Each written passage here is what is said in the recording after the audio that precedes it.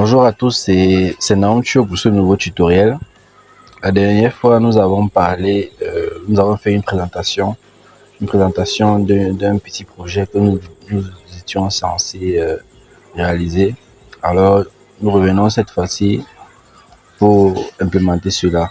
Il était question pour nous de concevoir cette petite calculatrice qui devait comporter ses fonctions, ses fonctions, ses boutons et ces calculatrices ensuite qui devaient comporter aussi des fonctions dynamiques, des événements qui devaient permettre de manipuler cette calculatrice comme dans le modèle physique des calculatrices qui existent à nos jours, avec des fonctions basiques telles que la division, la multiplication, la soustraction et l'addition. Donc, sans plus tarder, nous allons commencer avec notre, notre création de la calculatrice. En fait, comment nous allons procéder avec le C#. Il y a un logiciel qu'on appelle Visual Studio.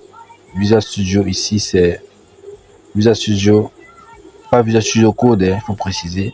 Visual Studio, dans mon cas, j'utilise Visual Studio 2015, mais Visual Studio est généralement fait pour la programmation web, en fait. Ça a des frameworks pour la programmation web. Alors que ce Visual Studio-ci, par contre, est destiné plus à la programmation orientée objet. Je peux dire ça comme ça. Ça a des frameworks comme Visual Basic, C#, F# déjà intégrés. Donc, c'est le logiciel par excellence pour programmer en C# à nos jours. Donc, nous allons lancer Visual Studio. Après l'avoir installé, je précise qu'il faut d'abord l'installer. Dès que vous avez installé l'application Visual Studio 2015, ou bien 2017, ou bien 2019, 2022, ça dépend de vos versions, vous le lancez.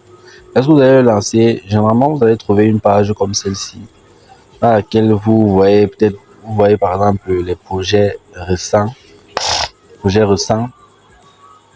euh, on a aussi les options comme créer un nouveau projet, ouvrir un projet, et là, en ce qui nous concerne, on est censé créer un nouveau projet de calculatrice. Donc on va cliquer sur New Project, on va attendre que cela charge.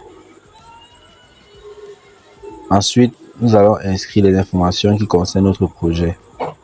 Déjà, il faut choisir le type de projet. C'est un projet C# et c'est en Windows Form Application. Ici, là, vous avez la possibilité de choisir plusieurs types de modèles, en fait. Plusieurs types d'applications C#, je veux dire. On a les projets web ASP, les projets en console application, les projets en WPF application. Dans notre cas, on va utiliser les Windows Form Application pour les applications de bureau. Donc là, on va appeler notre projet calculatrice.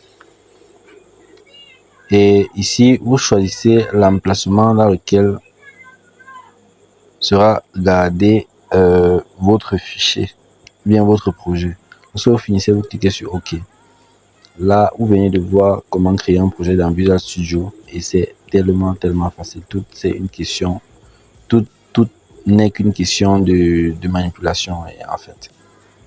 Il n'y a encore rien à propos du code. Voilà, une fois notre projet créé, on a directement cette page qui s'affiche. Cette page contient un formulaire.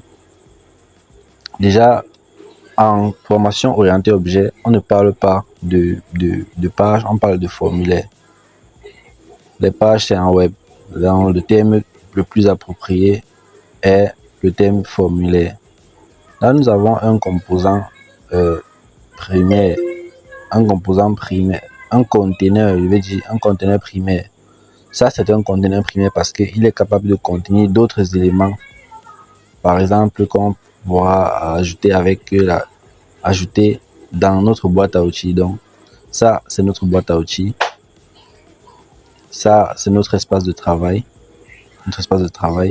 Ça, c'est l'explorateur de solutions. Donc ici, nous avons tous les fichiers, les fichiers, les propriétés, les ressources qui sont attachées à notre projet.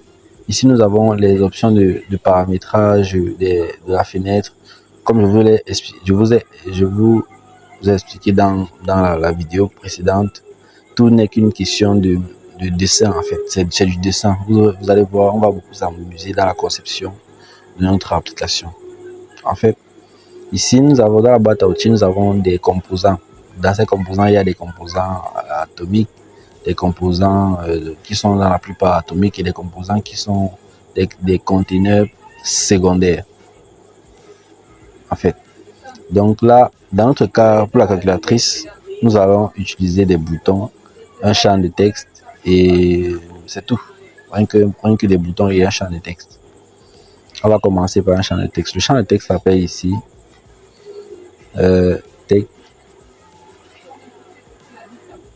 champ de texte. Ici, on va chercher, s'appelle texte. Vous pouvez écrire, vous pouvez chercher. Si vous connaissez le nom, ça s'appelle textbox. Voilà, on va le dessiner. Là, ça c'est une erreur. On va le supprimer.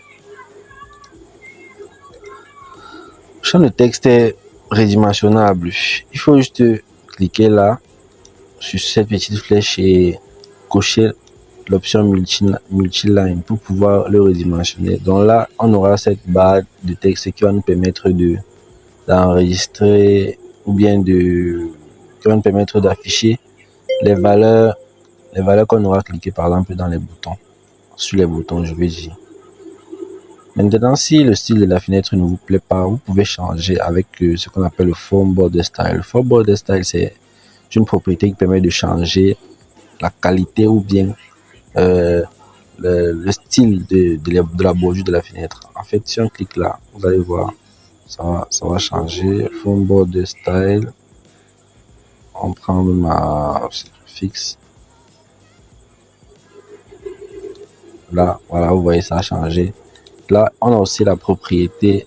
En cliquant sur un composant, directement, ça vient changer les propriétés adaptées à ce composant. Ça veut dire, si je clique sur texte, ça va venir me présenter les propriétés du composant textbox. Et si je clique dans le formulaire, ça me présente plutôt les propriétés du composant primaire. Ici, on va par exemple changer la propriété texte de notre formulaire. On va l'appeler calculatrice. Voilà. En finissant, on clique sur entrée. On tape sur la touche entrée et ça modifie directement la propriété texte. Là, on a dit on aura des boutons. On clique sur, on peut directement taper ou bien on cherche. Là, voilà. Vous pouvez ranger ces boutons dans l'ordre que vous souhaitez. Bon, on va faire la même chose ici. On va commencer par ça. On redimensionne, on arrange. Maintenant, on vient là dans la propriété texte. On va l'appeler bouton 1. Maintenant, on peut venir là. On change son font. Le font ici, c'est la propriété qui permet de changer l'apparence visuelle du texte. Voilà, font. On va mettre, par exemple, je sais pas, ça dépend de vous. Par exemple, du Arial, Round. Ça dépend de vous. Voilà. Dans le bouton 1.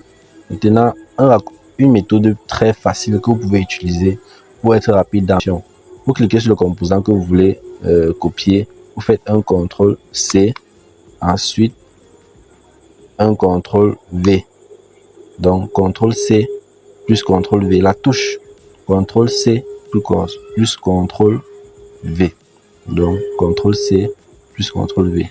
Au fur et à mesure, vous pouvez sélectionner pour sélectionner un groupe, vous pouvez appuyer la touche CTRL et cliquer sur ce que vous voulez sélectionner au fur et à mesure. Voilà, je suis en train de cliquer. Je fais encore un CTRL C, CTRL V. Directement, ça me colle les composants dont j'ai besoin automatiquement. CTRL C, CTRL V. Voilà. C'était tout pour cette vidéo. Rendez-vous dans la prochaine vidéo pour la suite. Merci.